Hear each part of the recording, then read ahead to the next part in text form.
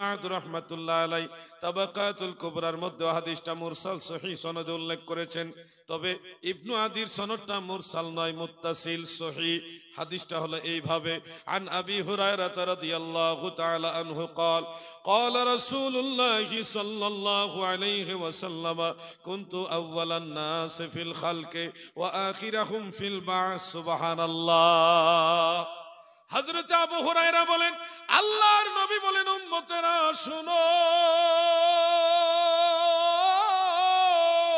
কুনতু আউওয়ালান নাস ফিল খালকে, এই সৃষ্টি জগতে আমি রাসূলুল্লাহ হলাম সর্বপ্রথম মানুষ। সুবহানাল্লাহ। দুনিয়ার মধ্যে সর্বপ্রথম মানুষ হলো হযরত আদম, আর সৃষ্টি জগতে সর্বপ্রথম মানুষ হলো আমার দয়াল নবী। হাকিকত সম্পর্কে আপনাদের জানতে হবে দাদু, পাগলামি করবেন না।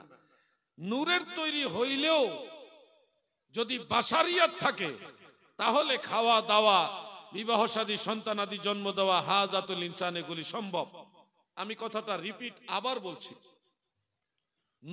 নূরের তৈরি হলেও যদি বাশারিয়াত থাকে, বাশারিয়াত মানে মানবীয় গুণ, মানবত্ব, নূরের তৈরি হলেও যদি বাশারিয়াত থাকে, তাহলে বিয়ে শাদী করা, সন্তানাদি জন্ম দেওয়া বা হাজাতুল ইনসান, খাওয়া দাওয়া, এগুলি সম্ভব।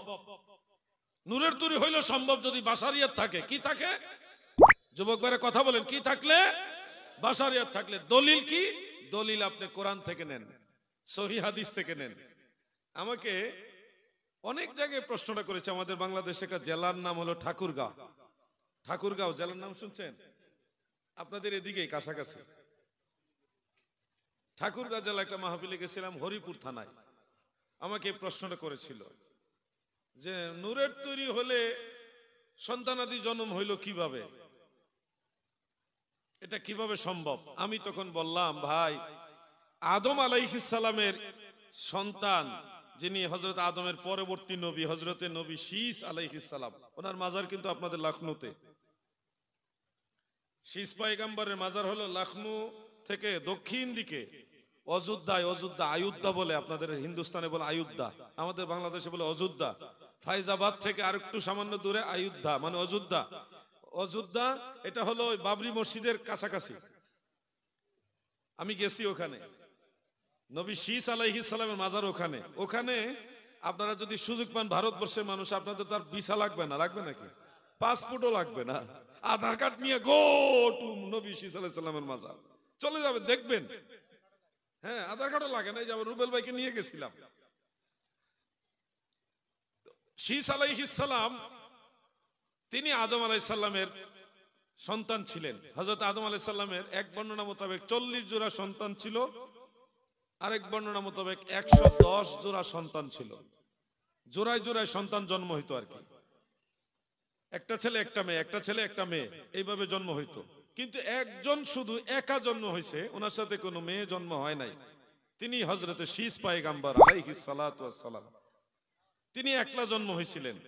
হযরতে আদম আলাইহিস সালাম যখন অন্তিম শয্যায় শায়িত, পৃথিবীর হায়াত যখন ওনার শেষের দিকে, আল বেদায়া ওয়ান নেহায়ার মধ্যে, অন্যান্য কিতাবের মধ্যে এই ঘটনাটা আছে। তিনি সন্তানদেরকে বললেন, হে আমার সন্তানেরা, আমি তো জান্নাতের খাবার খেয়েছি। আমি যদি আমার ইন্তেকাল শরীফের পূর্বে জান্নাতের একটা ফল খাইতে পারতাম, আমার বড় আনন্দ লাগতো। তোমরা যাও, সারা পৃথিবী সায়ের করে হলো আমার জন্য জান্নাতি খাবার নিয়ে আসো, আমি খাইতে চাই। সমস্ত সন্তানদেরকে পাঠিয়ে দিলেন।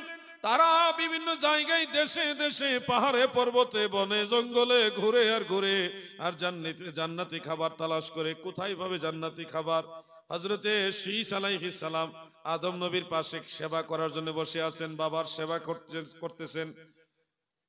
হযরত আদম বললেন, শীস, তারা হয়তো খুঁজে পাবে না, তুমি পাবে, তুমি যাও, তুমি গেলেই নিশ্চয়ই পাবে। শীস পয়গম্বর বললেন, আব্বাজান, হে আল্লাহর নবী আদম আলাইহিস সালাম, তারা যদি, আমার ভাইয়েরা বোনেরা, তারা যদি না পায়, আমি কোথা থেকে কিভাবে পাবো? আদম নবী বললেন, আমার পরে আল্লাহ তোমাকে নবী হিসেবে সিলেক্ট করেছেন। তুমি জাবালে কাসিউনে যাও, কাসিউন পর্বতে যাও, ওখানে গিয়ে আল্লাহর কাছে দোয়া করো, তোমার দোয়া কবুল হবে, আমার আল্লাহ আমার জন্য জান্নাতি খাবার পাঠাবে। সুবহানাল্লাহ।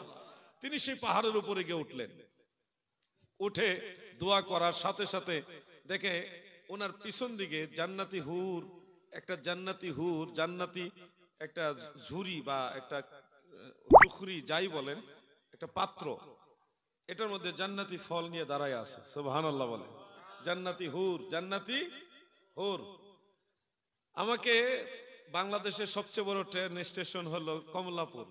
সেই কমলাপুরে আমি কোন একদিন ট্রেনে যাচ্ছিলাম, আমাদের দেশে হরতাল দেখা দিয়েছিল ধর্মঘট, যার কারণে ট্রেনে যাওয়ার জন্য এখানে গেছি। ট্রেনের ড্রাইভার আমাকে দেখে চিনে নাইমা বলতেছে, আপনার জিহাদি সাহেবুন না? জি।